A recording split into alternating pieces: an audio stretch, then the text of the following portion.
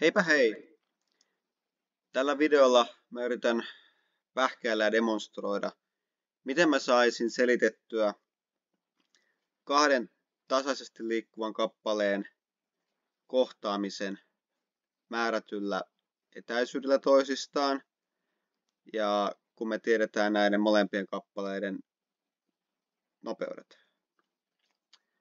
Ja tavoitteena on tosiaan myös määritellä, että millä ajankohtaa kyseiset kappaleet kohtaa toisensa, kuinka pitkän etäisyyden nämä kappaleet tehtiin liikkua ja myös tarkalleen missä kohtaa ne kohtaavat. Niin mulla on tässä videoaikana tuun vähän hyppelee paikasta toiseen, toivottavasti ei haittaa liikaa. Tämä on siis meidän lähtökysymys. Ja laitan vielä tähän tarkemmin määritelmän varmuuden vuoksi, että mistä on kyse. Eli nämä kappaleet ei ole mitenkään vuorovaikutuksessa toistensa kanssa muutoin. Ja ne tosiaan jatkaa liikettää suoraviivaisesti vakionopeudella Newtonin ensimmäisen lain mukaisesti. Ja me ei oteta huomioon, että mitä sen jälkeen tapahtuu, kun ne kohtaa, vaan tämä niin kuin loppuu sitten siihen. Joo, voimaa me ei tässä lasketa. Sitten laitetaan X. No ehkä ei vielä tätä. Mulla oli tässä jo valmiiksi pari esimerkkiä. Eli me voidaan kuvata tätä nopeutta vähän muutamalla eri tapaa. Ensinnäkin meillä on tämä paikanmuutoksena. Tämä on yksi tapa. Tai sitten voidaan ajatella sitä niin kuin nopeutta tasaisena. Ja jos me nyt näytän esimerkiksi, mitä vaihtoehtoja tässä on, niin nämä vaakaviivat kuvaa nopeutta. Eli se on m per s. Ja sitten taas nämä kaltevat kuvaa sitä niin kuin paikkaa. Koska kuten huomataan, niin nämä sinertävät syöni ja sininen on niin kuin samaa. Ja pinkki ja punainen on samaa. Eli jos me tarkastellaan nyt vaan syöniä ja sinistä, me huomataan, että tämä kulmakerroin on tasainen yhtä lailla kuin tämä nopeuden kalteva, tai siis suora, on myös tasainen. Sitten me verrataan tuohon punaiseen, jonka arvo on paljon pienempi, niin me huomataan, että nopeuskin on paljon alhaisempi, mikä myös kuvastaa sitä, että me etenemme lyhyemmän matkan. No, ottaa sitten pois nämä nopeudet hetkeksi ja laitetaan tänne sitten nämä funktiot näkyvillä. No tossa olisi ollutkin justiinsa se funktio, no mä näytän ne vielä uudestaan. Eli mistä nämä tulee? Ne tulee suoraan näistä annetuista tiedoista. Ja nämä voi ottaa hetkeksi pois. Ja tuo tossa. Näin. Sitten tulee seuraava osio. Jos mä nyt saan tän hyvin toimimaan. Otan tää pois.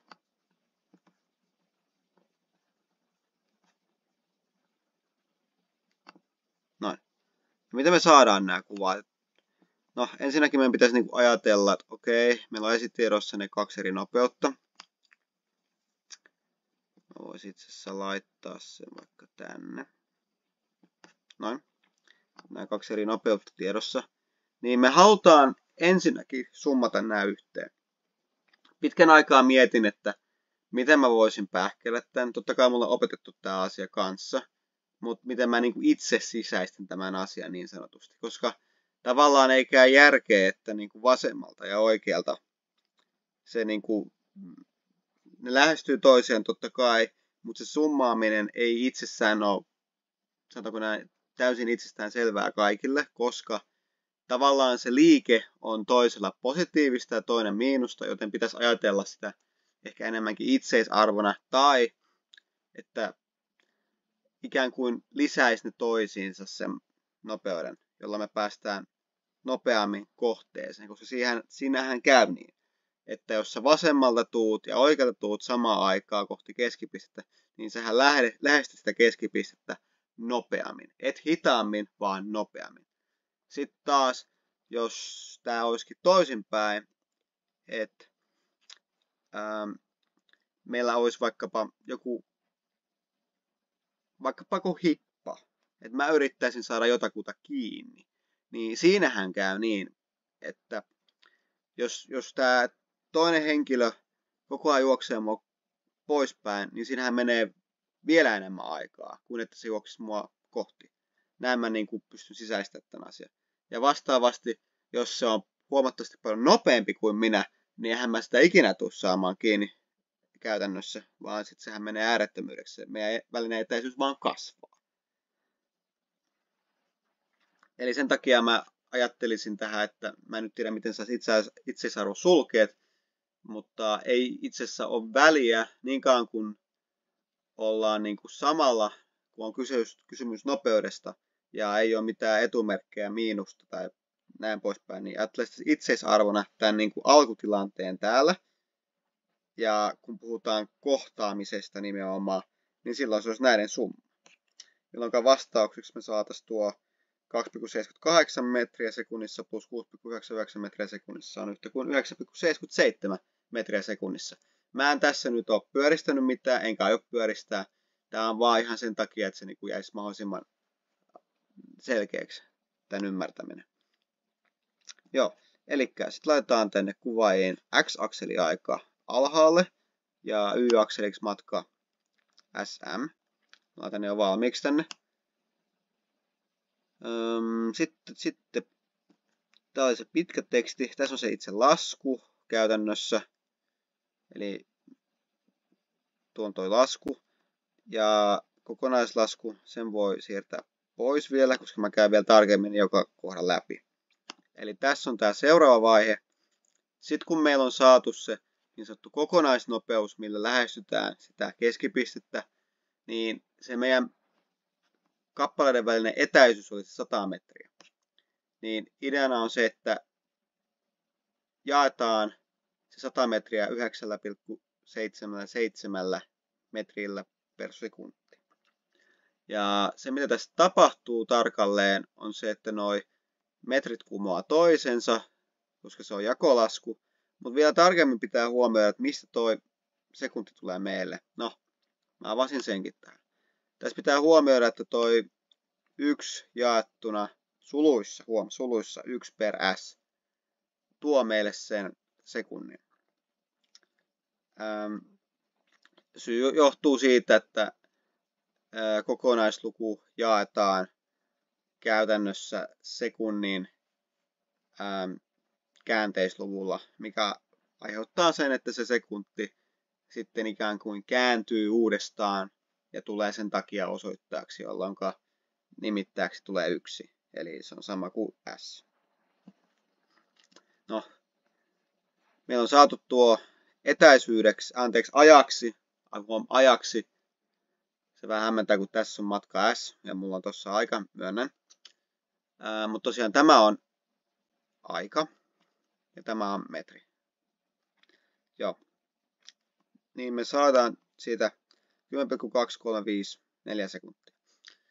Sitten me halutaan, että me sijoitetaan tämä aika vaikkapa tämän ensimmäisen kappaleen nopeuteen, jolloin me saadaan tämä saatu aika 10,235 sekuntia kerrottuna 2,78 metriä per sekunti, jolloin me saadaan tämä kuljettu matka, kappaleen G:n kulkema matka siis, ennen kohtaamista, tai just siinä kohtaamispaikassa pitäisi sanoa. No, sitten me sama asia tehdään tuolle kappaleelle F. Eli sama arvo, koska meillä on yhteinen nopeus ja yhteinen aika, niin, mutta meillä on sitten osina eri nopeudet, niin sen takia me halutaan kertoa tämä yhteinen aika eri nopeuksilla, jotta me nähdään näiden vaikutukset toisiinsa. Tai no ei vaikutukset toisiinsa, vaan niiden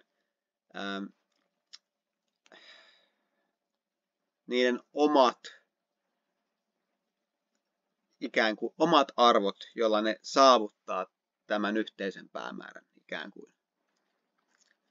Ja tästä me saadaan tosiaan se sama aika 10,25 sekuntia kertaa 6,99 metriä per sekuntia. Ja me saadaan tuo 71,545 metriä. Ja anteeksi, mulla on vähän vielä flunssaa. Yritän tässä parhaani. Ja tämän lisäksi me nähdään vielä tämä funktio. Ei tuo. Me voidaan piirtää vielä kuvaaja. Mihinkäs mä oon laittanut sen? No, ei nyt ole silleen väliä, mutta kuvaajasta me voidaan myös nähdä nämä arvot. Aina ja vielä jos haluaa tarkistaa, niin jos nämä summaa yhteen, niin pitää tulla 100. Niin siitä näkee, että on laskenut oikein. Niin jos laitetaan vielä kuvaaja tänne. Noin, tuolla oranssilla mä otan tuon yhden vähän sivummalle. Mahtuisiko se ainakin tänne? Voitteko ottaa pois? No, tää kokonaan nyt pois. Noin. Niin me huomataan kuvaajasta vielä yksi seikka. Että jos me piirretään tämä saatu aika tuonne x-akselille, eli ajanhetkellä tuo 10,25, me huomataan, että se kuvaajassakin pätee. Eli tämä punainen oli tämä lyhyempi, niin se leikkaa suunnilleen tuossa 2,8 kohdilla, mikä vastaa tätä saatua arvoa. Ja vastaavasti sitten tuo 71,54 näkyy meidän kuvaajassa myös.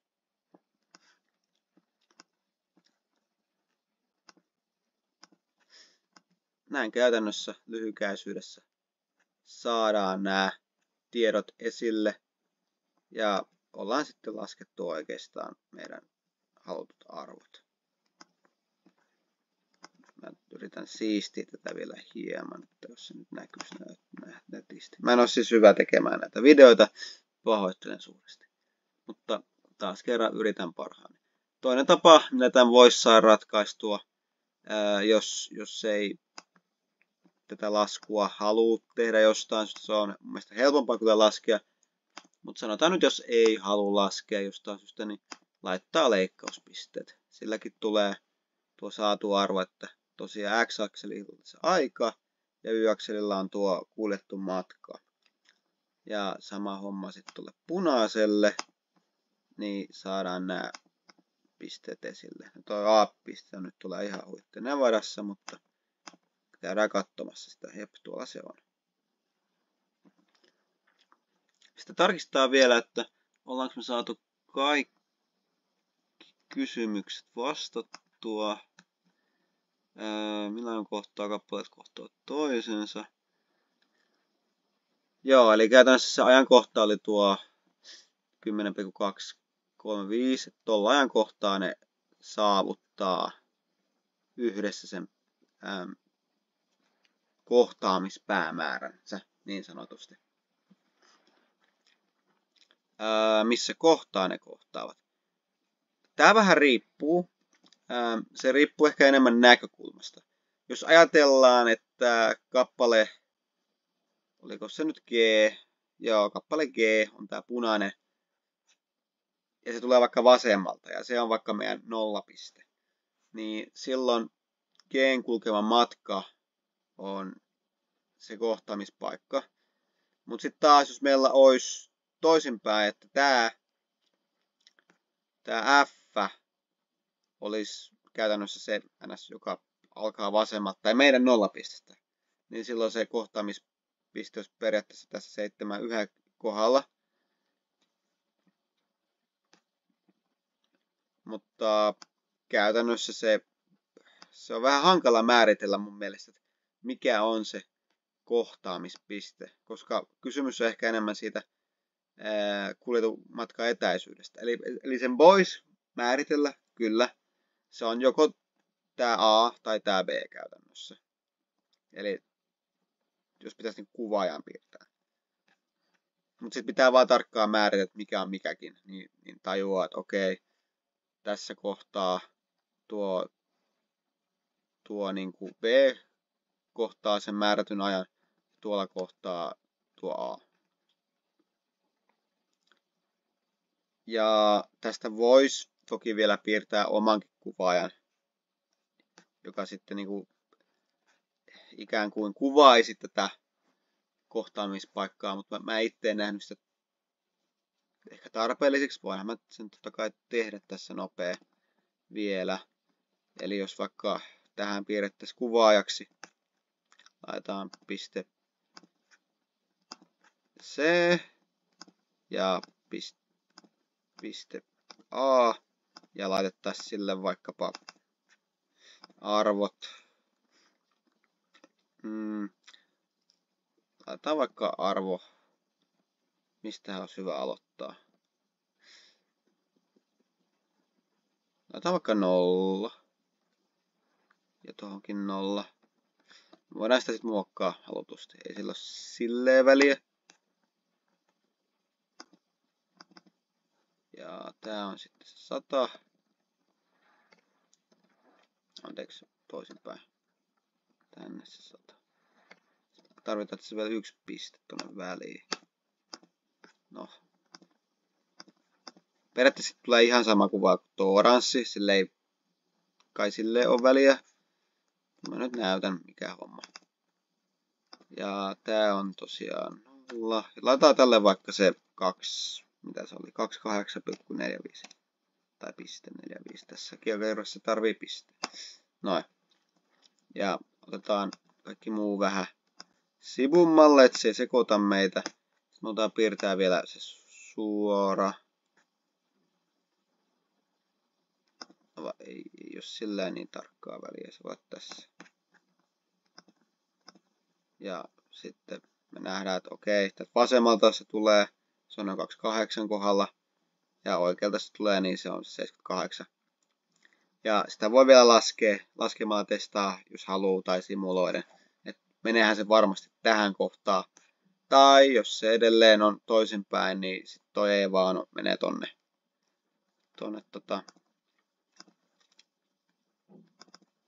7 puolelle.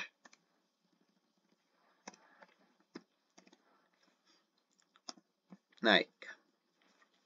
Eipä siinä muuta. Kiitoksia kaikille. Ja tsemppiä laskuihin. Moikka!